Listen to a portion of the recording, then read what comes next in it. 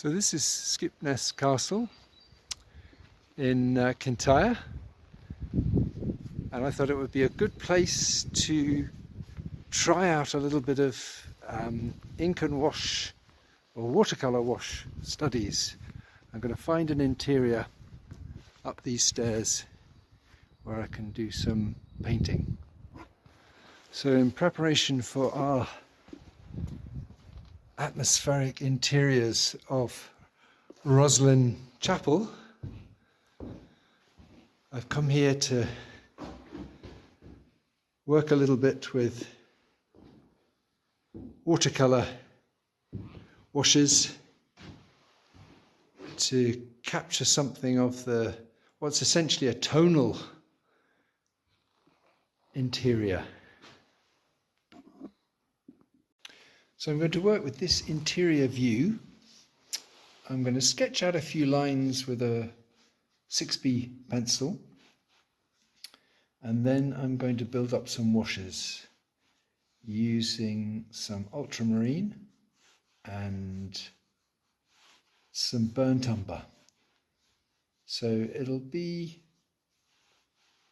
not exactly purist watercolour painting, but certainly working with opposite colours, so brown and grey washes built up from complementary colours, so that I can work a little bit with cool and warm contrast, and then add a little bit of colour.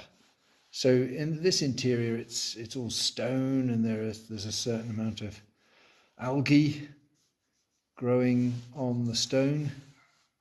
Some of the stones are slightly redder, but it's a pretty kind of neutrally coloured scene.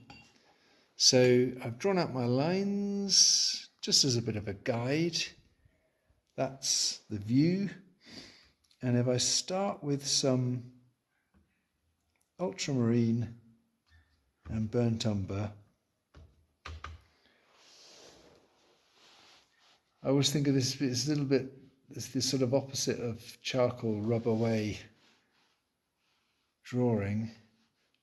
I find it useful just to identify some of the lighter and darker elements in my scene.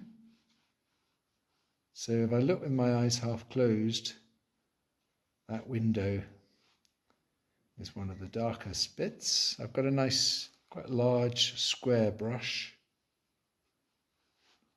so I can block in some of these shapes. But it's all about managing the light, and I can't really manage the light that successfully until I've got rid of a lot of the white paper. But I'm aware that there are certain places, I mean in here there's some lovely subtle changes in the light and shadow, so I don't want to completely lose the white. But I have my lines as a bit of a guide, and I know that on the whole I've got to get quite a few large areas just blocked in. So I'm not a watercolourist. I don't do much of this, and I suppose I'm just beginning to discover it. And I suspect there are some very good online tutorials that would help me work in the right sort of order. Is it dark to light? Is it light to dark?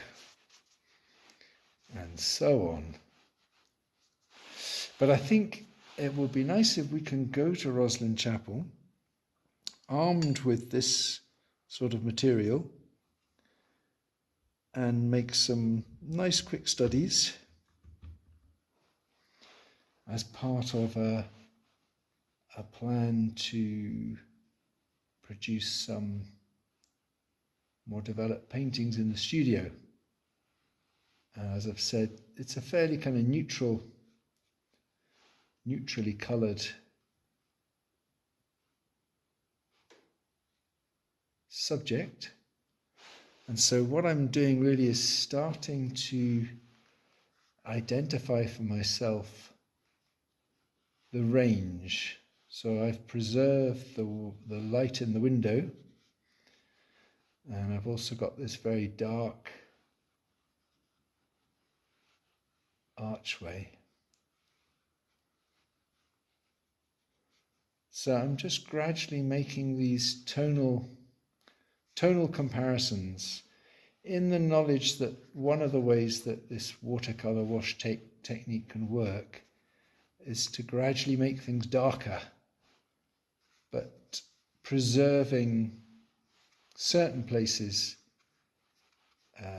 as being not necessarily white, but a little bit lighter. So I've got this window area here, and then I've got another little archway in here that I would like to darken a bit.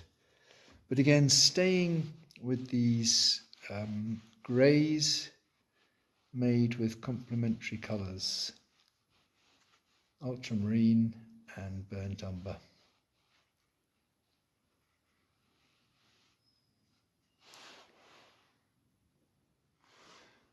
So I let that dry a little bit, just because I'd like to now top up some of the darks with a bit more paint to really to extend the range, the range of contrast in my painting. Because to be frank, I'm not quite sure how dark I can get. Well, I'm not sure what the range is, so that's what I'm doing. I'm just choosing the same areas that I started with, which were the darkest frame around the window, this entrance into a little archway, and the sorts of things that I probably would have felt quite comfortable establishing in charcoal, knowing that with charcoal I could just rub them off, or with charcoal I could quickly make adjustments. Here I find I need to know the range, but as well as adding that dark, I'm now going to introduce a bit more colour. So as I've said, some of these stones are a little bit redder, orangier. So I'm going to bring out a bit more of that temperature contrast. And then it does get quite confusing, because some parts of my scene are dark because there's no light there, and others are dark because of the dark stonework. But I think it's quite nice with the watercolour to be able to make those adjustments by adding to my brown paint, by adding to my neutralized paint something with a little bit more colour.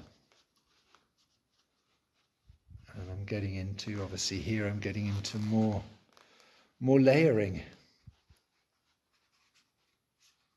So some of this is going over a dry surface and just adjusting the temperature. The bit I'm really interested in is in here.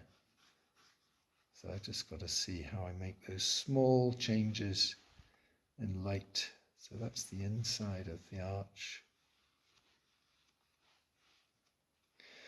So I'll equip you at Rosslyn Chapel with some small watercolour sets. If you have some watercolour sets that you'd like to bring of your own, and I can try and guide you in using them.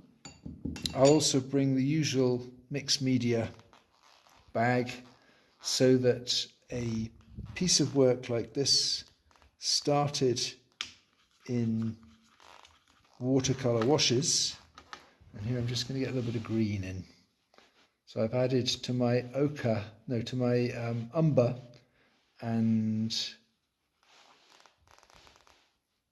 ultramarine, I've added a little bit of lemon yellow. So that stonework is now taking on some of the colour of the algae.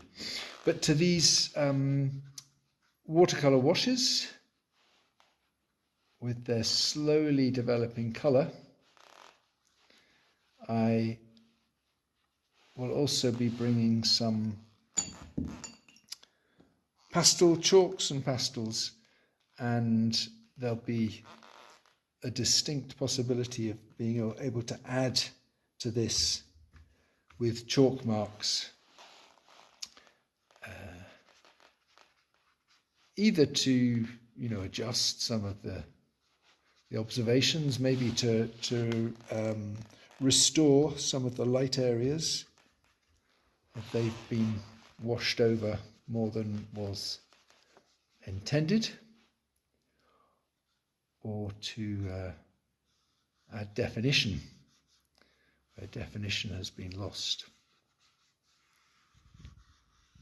So that'll be the plan, some watercolour wash studies of what will be a very tonal setting, lots of light and shade to play with